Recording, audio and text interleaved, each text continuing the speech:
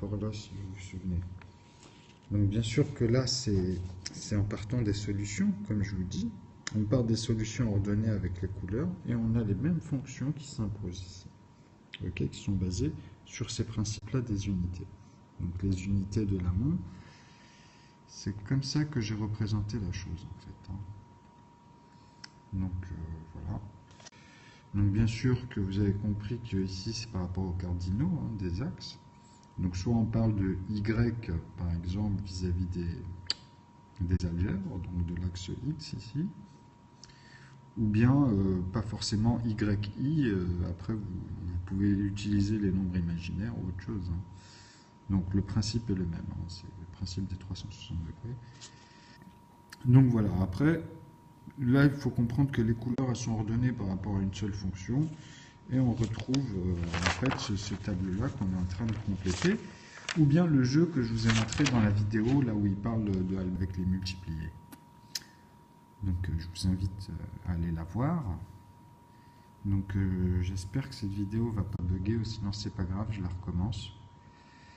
Mais il faut qu'elle soit faite. 51 ici, on était en train de voir, je les avais posés en fait ce qu'on voyait, mais en vrai 51, on voit bien que je m'étais gouré, puisque 40, enfin, je vais dire ici, on sait bien que arrivé à 60, il y a bien le 3. Donc celui-ci n'est pas en noir, il est en rouge, tout simplement.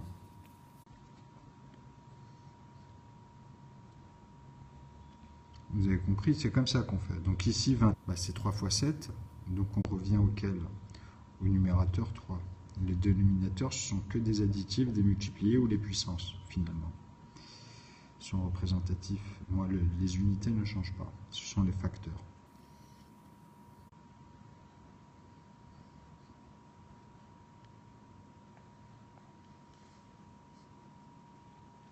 Donc ici, on les avait vus.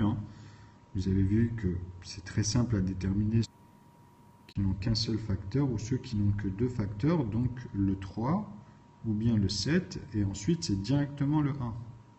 Il n'y a pas d'autre facteur entre ça. C'est pour ça que la couleur, elle garde vis-à-vis des familles. Donc les fonctions et les quotients, ils sont là. Et ça, c'est leur successeur, en fait, ici, que vous voyez à chaque fois dans les couleurs. Donc là, nous avons bien la puissance. Bon, en vrai, j'aurais dû changer, j'ai pas cette couleur, mais en vrai, j'aurais dû garder la couleur plus profonde et un demi plus profond, ou bien changer, et puis là, c'est le double de la profondeur, puisque ce sont les composés ici. Et là, vous avez les composants. Et celui-ci est très particulier, comme je vous ai dit. Le 9, pour le moment, il faut comprendre que tout est attaché, en fait. Donc, même dans son amont, que des 9. Moi, c'est à l'intérieur que ça se passe. Vous comprenez, l'annexe et le connexe, où il est? C'est quand vous êtes à l'intérieur en train de déterminer tout ça. Donc, en gros, c'est ça. Je vais regarder la vidéo. J'espère que... Je vois que ça clignote, donc ça doit bugger. Sinon, je vais la refaire.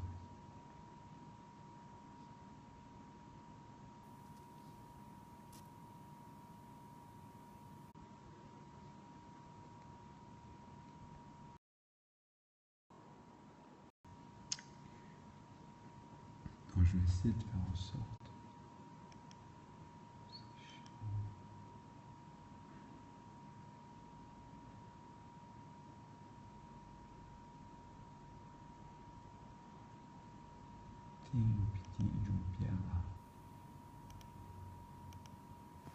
On va la refaire, donc je vous donne rendez-vous. Là, je suis en train d'uploader la vidéo d'avant.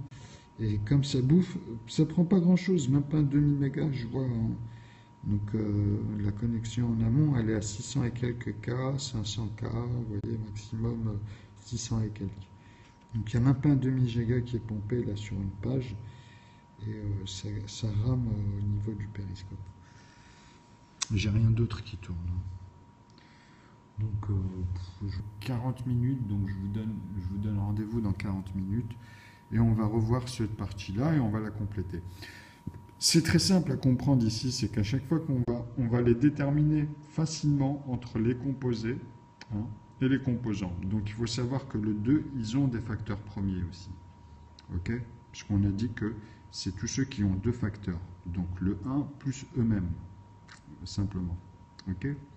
C'est ça, c'est vraiment ce principe-là. Donc ceux-là, au niveau des unités, il y a un moyen de traitement qui amène à tous les reconstituer, tous les recomposer dans tous les temps. Okay, et on peut voir les jumeaux, de toute façon, ils vont l'enlever, puisque sinon il va falloir qu'ils utilisent par exemple les jumeaux, celui-là il a un nom, celui-là il a un nom, mais qu'ils trouvent un nom pour le 8, et la conversion en fait de ceux-là, pour retomber sur celui-là et celui-là. Mais encore une fois, ça c'est pour traiter toutes les paires qu'il y a entre chaque nombre premier, successives, hein, je parle. Okay, je vous les ai tous donnés comme un loto regardez sur ma chaîne les mises à défaut des nombres premiers. Il y a plusieurs chaînes. Il y en a une qui s'appelle les mises à défaut des nombres premiers. Et celle-ci, elle vous montrera, il y a plein de posts.